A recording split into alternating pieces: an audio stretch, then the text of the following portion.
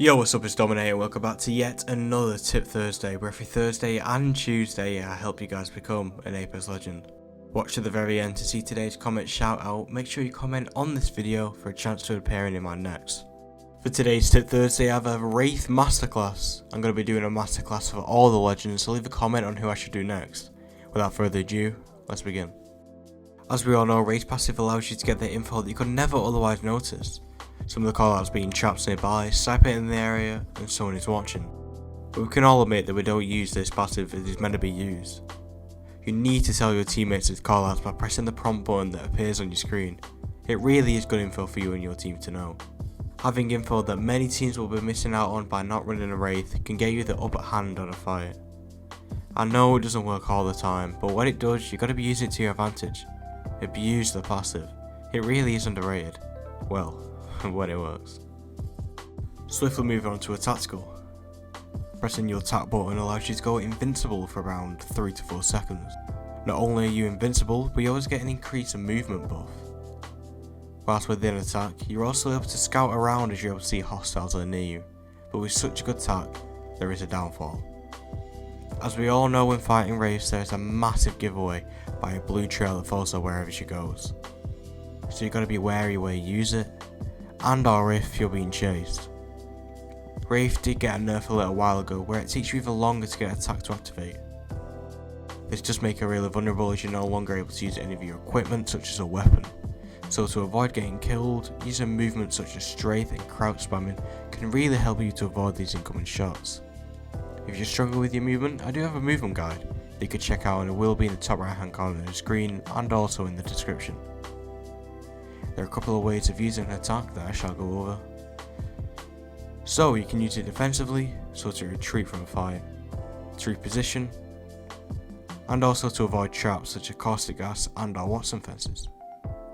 Wraith has a reasonable cooldown of 25 seconds, but a whole 20 with golden helmet, so make sure you're getting that. Right, her ult is the iconic portal. This is the main ability that makes Wraith who she is.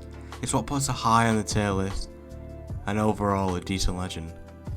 You can move around 75 meters with a ball, so don't try to pull anywhere longer than that because it's just not going to make it. Along with this, Wraith gets a massive 5 times faster walking speed boost, which is insane. Her ult can be used defensively, so like attack, to run away, to disengage from fights and heal a 1-0. Can be used to chase kills due to a massive speed boost, and also for looting. Sending a Wraith portal to a care pack and or death box during final rings is my favourite way of using it. That's something that you guys, and certainly I didn't realise, is that you can use it as a barrier. Let's say an intense fighting ranked, you're trapped in a room in bunker with no door. Place a portal where the door is meant to be, and so if anyone tries to come in, they'll be sent to the end of the ball, or if they try to enter the room from the back end of the ball, it's practically a free kill. At the top of your screen, when you pop your ult, if the rift is above 95%, you're able to place it and still keep the ult. Obviously there won't be like a mini ult or anything. It's just good to know if you accidentally pop it. Or you can use this to your advantage by popping it and placing it straight away to bait other teams who think you've already used it, if you know what I mean. Another incredible thing to know is when you have your portal active, once your cooldown gets to 35%, it will disappear. Some of the timings I've told you guys is key in being on Wraith main. Know this kind of info can get you from an okay player to an absolute GOAT. Knowing more info about Wraith whilst coming up against enemies will most likely get the kill or even the win. The best Wraith mains in the world will already know this kind of info, so me telling you this is a great way of you getting started or to take you to the next level. Today's comment shout out goes to Fred Zena. Thank you so much for the support, my man. Oh my god, we're coming so close to 500 subs. The growth past few days has been absolutely mad, and I just want to let you guys know that I do really appreciate it. You lot mean a hell of a lot to me, so thank you. So like I said, we're coming close to 500 subs, and my goal is to get 1k by the end of the year. Up to now it's looking like it'll be close, but I'm sure we'll get there. I do post 4 times a week for you lot, so a like and a sub will be lit. Thank you so much for watching yet another Tip Thursday, and I'll catch you guys in the next one. In a bit.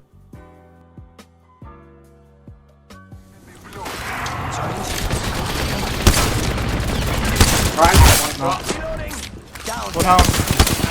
Cracked. Well done. He needs Horizon when I need a final assist.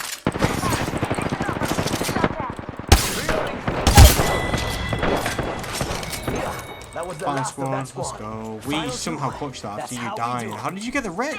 Oh, teammate. Lifeline. Where? Oh, shit, there. Oh, right me. I got trapped. They got flash. No! Look how one got here. Bloodhound is also one. Right. Down. Another one down. I swear I got down. Take Ethan, take my armor. It's fine. Why I find take my armor? Sorry, resing. Oh wait, keep it up. It's just a Bangalore. Oh, no one comes. That's nice. 2 wins in a row. 2 wins in a row, let's go! And both decent games. I do be popped it up with Bloodhound though. You are Yeah, the Apex champions.